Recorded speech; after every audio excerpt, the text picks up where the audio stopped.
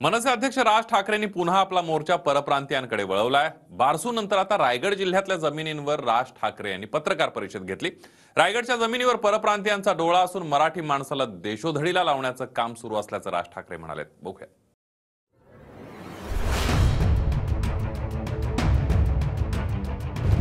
म्हणजे तुम्ही थोडक्यात पैसे देऊन बलात्कार चालू आहे असं म्हटलं तरी वावगं ठरणार नाही। तुमच्याकडनं 1 रुपयामध्ये जमीन घेतली जाते आणि तोच मधला दलाल राज्य सरकारला, केंद्र सरकारला 1000 रुपयामध्ये विकतो। मनसे अध्यक्ष राज ठाकरेंनी परप्रांतीयांकडून जमिनी कशा बळकावल्या जात आहेत याकडे मोर्चा वळवलाय। विशेषतः रायगड जिल्ह्यात मोठमोठे सरकारी प्रोजेक्ट पाहून स्थानिकांच्या जमिनी परप्रांतीयांकडून खरेदी केल्या जात आहेत। कवडीमोल पैसे देऊन मराठी माणसाला देशोधडीला लावलं जात असल्याचं राज ठाकरे म्हणाले। तुमच्याकडनं 1 रुपयामध्ये जमीन घेतली जाते आणि तोच मधला दलाल राज्य सरकारला, केंद्र सरकारला 1000 रुपयामध्ये विकतो। ते 1000 रुपये तुमचे आहेत ना। जे महाराष्ट्रामध्ये जे उत्तम आहे ते छिनण्याचा प्रयत्न आता चालू आहे सर्व बाजूनी। म्हणजे तुम्ही थोडक्यात पैसे देऊन बलात्कार चालू आहे असं म्हटलं तरी वावगं ठरणार नाही। आज ज्या गावामध्ये, ज्या तालुक्यामध्ये तुम्ही आहात, तिकडचे जे तरुण आहेत, या तरुणांबरोबर तुम्ही बोललं पाहिजेत। तिकडचे जमिनीचे व्यवहार करणारी जी माणसं आहेत त्यांच्यावर तुम्ही बोललं पाहिजेत। इथे जो उद्योग निर्माण होणार असतील तर ते तुमचे पाहिजेत। दुसरे येणार उद्योग थाटणार आणि तिकडे नोकऱ्या कसल्या करताय। अलिबागमध्ये जमीन परिषद घेऊन राज ठाकरेंनी स्थानिकांना जमिनीचे व्यवहार काळजीपूर्वक करण्याचा सल्ला दिला आणि दलालांपासून सावध राहण्याचं आवाहन केलं। अलिबाग, नेरळ, कर्जत आणि खालापूर मधल्या जमिनींची ऑलरेडी खरेदी झाली असल्याचं सांगितलं। अलिबाग आणि ह्या सगळ्या आजूबाजूच्या जवळपासची जी गावं आहेत संपली, गेल्या जमिनी त्यांच्या। माणसं कुठे गेली?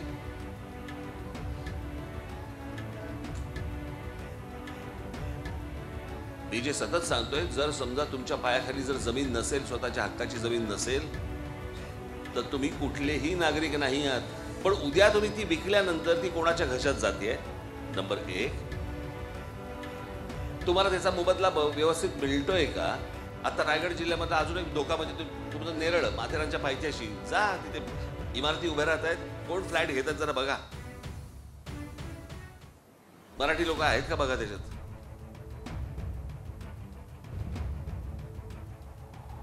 हा सगळा कर्जत, खालापूर आणि हा सगळा पट्टा गेला, जातोय हातातनं।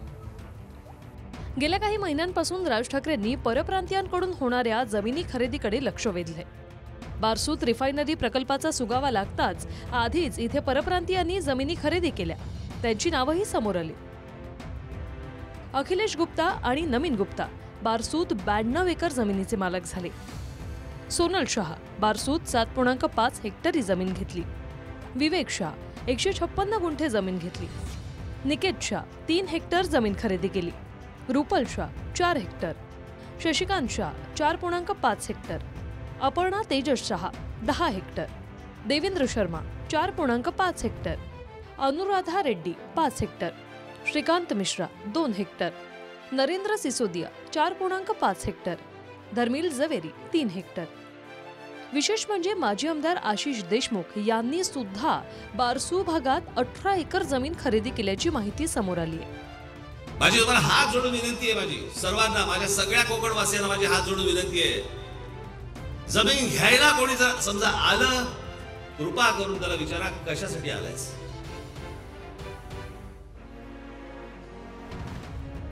तुम्हाला वाटत असेल की जमीन घेऊन मी तरी काय करू, ठेवा, ती जमीन तुम्हाला पैसे देईल। 12 तारखेलाच पंतप्रधान मोदींच्या हस्ते शिवडी नावाशिवा समुद्री मार्गाचं उद्घाटन झालं। मात्र जेव्हा मोठे पूल किंवा रस्ते झाले तेव्हा मराठी माणसाच्या हातून जमिनी गेल्या। त्यामुळे हा पूल रायगड जिल्ह्याला बर्बाद करणार अशी टीका केली होती। विशेष म्हणजे रायगड जिल्ह्याच्या जवळच होणाऱ्या नव्या विमानतळांमुळे जमिनी खरेदी वाढलेल्या आहेत। रायगड जिल्ह्यात समुद्र तटावरची जमीन एकेरी आधी 50 लाख ते 1 कोटी भाव होता। आता विकास कामांमुळे हाच दर 1 ते 3 कोटींच्या घरात गेलाय। काश्मीरमध्ये 370 कलम रद्द केलं। आता ते किती केलंय, किती नाही केलंय, कोण तिकडे जाते का नाही जाते का, हा वेगळाच प्रश्न आहे अजून। बरं का, 370 कलम म्हणजे काय? तिकडे जाऊन तुम्ही जमीन विकत घेऊ शकत नाही, बरोबर ना? हो की नाही? हिमाचल प्रदेशमध्ये जाऊन घेऊन दाखवा मला।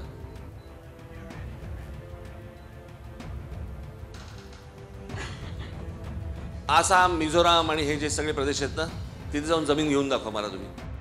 गिरीश गायकवाडसह अक्षय वंकनी, TV9 मराठी, अलिबाग.